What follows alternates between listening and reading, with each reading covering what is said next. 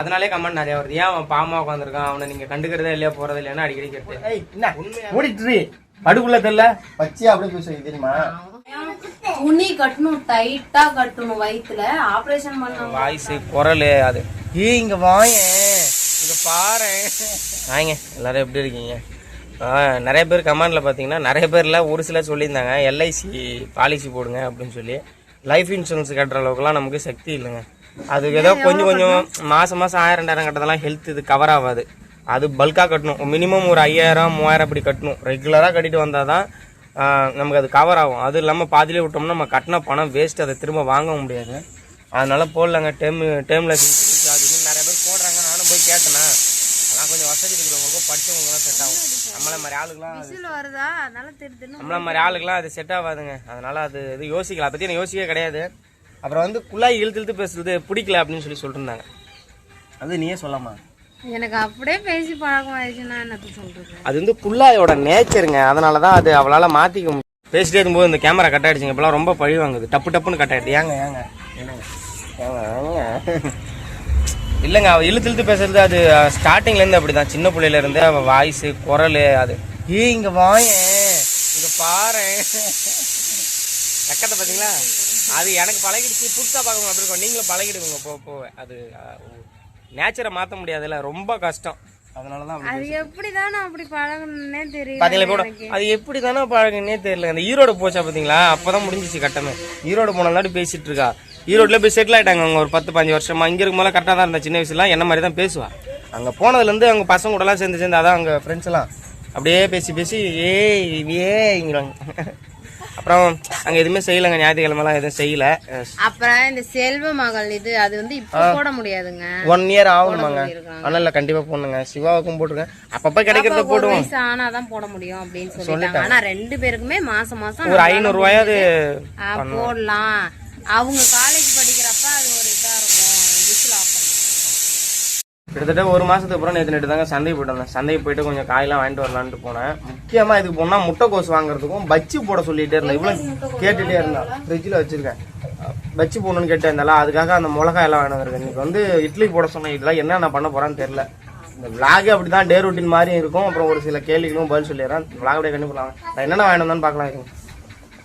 Madam வேற அப்பப்போ இங்கே வந்துடுறாங்க. பாருங்க, வெண்டைக்காய், பச்சை மிளகாய், கத்திரிக்காய், அந்த மிளகாய் மீதி வந்து ஃப்ரிட்ஜு உள்ள கிடக்குது. 2 முட்டைக்கோசும் மிளகாவும் அங்கே கிடக்கு. பெரிய சந்தேகம் ஒரு கொஸ்டின் வந்திருந்ததுக்குள்ள கேட்டிருந்தாங்க. அக்கா தொப்பை எப்படி குறைச்சிங்க பிரெக்னன்ட் டெலிவரிக்கு அப்புறம் அப்படின்னு சொல்லி கேட்டிருந்தாங்க. அதுக்கு என்ன பண்ணணும்? ஏதாவது உங்களுடைய கருத்து என்ன? எனக்கு அது சரியாயிருங்க. எல்லாருமே ஒரு சிலர் சரியா பாரு. சரியாயிரும். அது என்னமோ துணி கிணிலாம் கட்டணும்னு சொன்னாங்க வயசுல. ஆமா, அது நார்மலா தான் சரியா போகும். கட்டாயம் துணி கட்டணும், டைட்டா கட்டணும் வயித்துல.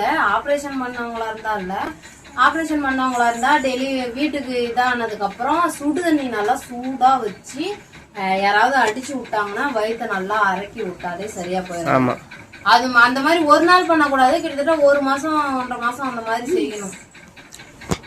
குள்ளையா ரொம்ப ஃபீல் பண்ணிட்டு தாங்க இருந்தா. அவங்க அம்மா தான் காரணம். எல்லாத்துக்கும் கூப்பிட்டு தண்ணியை கொதிக்க வச்சு ஊற்றி. ஆனா அவங்க அம்மா கிட்ட போனதுல அது ஒரு நல்ல விஷயம் நடந்தது. அவங்க நல்லா பாத்துட்டாங்க. அதுவும் இல்லாம இந்த டைம் நான் வாக்கிங் எல்லாம் போவே இல்ல. இவரெல்லாம் என்ன சொன்னாரு, எங்க அம்மாவுமே அடிக்கடி சொன்ன வார்த்தை என்னன்னா, இந்த டைம் நார்மல் ஆகாது போல அப்படின்னு தான். நானே அதே மாதிரி நினைச்சேன். அனியா இது உட்கார்ந்துருப்பாங்க எருமாடு மாதிரி. வேலை செய்ய மாட்டாங்க. நடக்கிறதுக்கு இடம் இல்லன்னு சொன்னா அங்க போய் நடக்கலாம். அவங்க அங்க போய் சும்மா இப்படி ஒரு நட போடுவேன். என்னைக்காவது ஒரு நாள் நினைச்சாதான் போனேன். அதுக்கப்புறம் எப்படி நானுமே ஆபரேஷன் தான் கன்ஃபார்ம் அப்படின்னு நினைச்சேன். ஆபரேஷனுக்கு எனக்கு சம்மதம் முழுக்க நார்மல் டெலிவரி சொல்றேன். அங்க போய் இதை தயவு செஞ்சு ஆபரேஷன் பண்ணிடுங்க, எனக்கு பயமா இருக்குடா, செத்துரும் போல் இருக்கு, ஐயோ நான் என்ன பண்ணுவேன், தள்ள அடிச்சு மேடம் அழுவாங்க. நடக்கவே நடக்காது. நார்மல் டெலிவரி தான் சொல்லிட்டாங்க. நர்ஸாக்கா செம்ம கேர் இருந்தவங்க. சூப்பரா கேர் பண்ணிக்கிட்டாங்க. எப்படி சொல்லுங்க, ஏன்டா என்னடான்னு தான் பேசினா தவிர இந்த மாதிரி ஒரு நர்ஸ் நான் எங்கேயும் பாக்கலங்க. வேற ஏன் நீங்க போட என்ன மூடிட்டு படுக்குள்ள தெரியல பச்சியா அப்படியே பேசுவீங்க தெரியுமா? போன டைம்ல என் ஒய்ஃப் ரொம்ப பேசினா எனக்கு தெரியாது. உள்ள எல்லாம் போயிருந்தா போன டைம் சிவாவுமே எனக்கு நர்ஸுங்க எல்லாம் யாருமே வர்றதுக்கு முன்னாடியே பிறந்துட்டாங்கல்ல. அப்ப மனசுமே ஒருத்தர் அம்மா திட்டினானே. அந்த ஆம்புலன்ஸ்காரர் தான் திட்டினாரு. அவரு தான் ஃபர்ஸ்ட் டைம் கொண்டு போற எதுக்கு அழுதிட்டு இருக்கா சும்மா அப்படின்னு சொல்லி திட்டினாரு. எல்லாருமே என்கிட்ட சொன்ன விஷயம் என்னன்னா கவர்மெண்ட் ஹாஸ்பிட்டல்ல மேக்சிமம் இப்படிதான் கேட்பாங்க, அசிங்கமா பேசுவாங்க. ஆனா நான் ஃபர்ஸ்ட் டைம் நான் செகண்ட் டெலிவரி பார்த்தப்ப இன்னமும் இப்ப கூட ஹாஸ்பிட்டல் போனா வாங்க அப்படின்னு சொல்லி இவரையுமே கூப்பிடுவாரு. அந்த டாக்டர்ஸ் அம்மா கேரக்டர் எல்லாம் அவங்க தாங்க உண்மையிலேயே படிச்சு வேலை வாங்கினவங்க அவங்கதான்.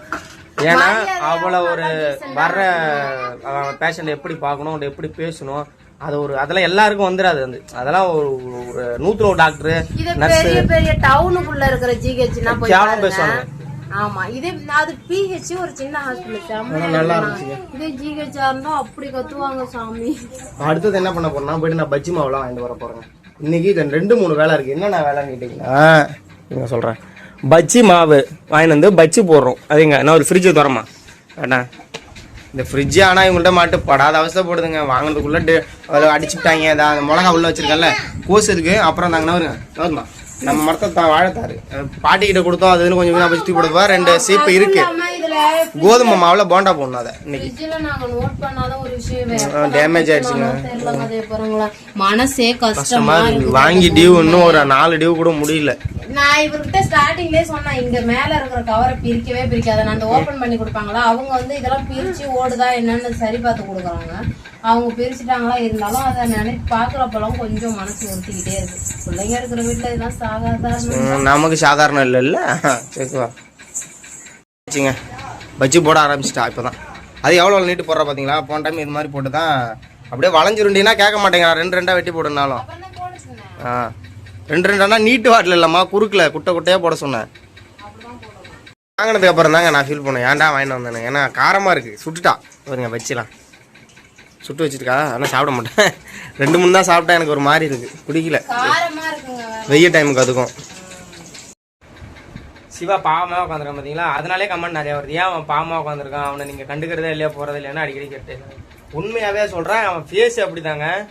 அவன் வேணும்னு தான் இப்படி உட்காந்துக்கிறான்னு நான் நினைக்கிறேன். நம்ம என்னதான் இது பண்ணாலும் ஆரம்பிச்சிட்டான் பார்த்தீங்களா.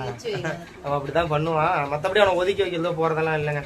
நாளைக்கு ஏதோ வருஷம் பொறுப்பாங்க. நாங்க இதுவரையும் இந்த வருஷம் வருஷம் அது பெருசா. அக்கா சொன்னாங்கம்மா, வருஷ பொறுப்புனா என்ன தெரியுமா பண்ணுவாங்களாம், ஏதோ 5 வகையான பழம் எல்லாம் வாங்கி பூவெல்லாம் வச்சு கண்ணாடிக்கு தெரியுற மாதிரி வைக்கணுமா. டைரக்டா பாக்குற மாதிரி அந்த பூ, அது கூட நகை ஏதாவது இருந்தா வைக்கலாமா. டைரக்டா பாக்குற மாதிரி வைக்க கூடாது, கண்ணாடி மூலியமா பாக்குற மாதிரி வைக்கணுமா.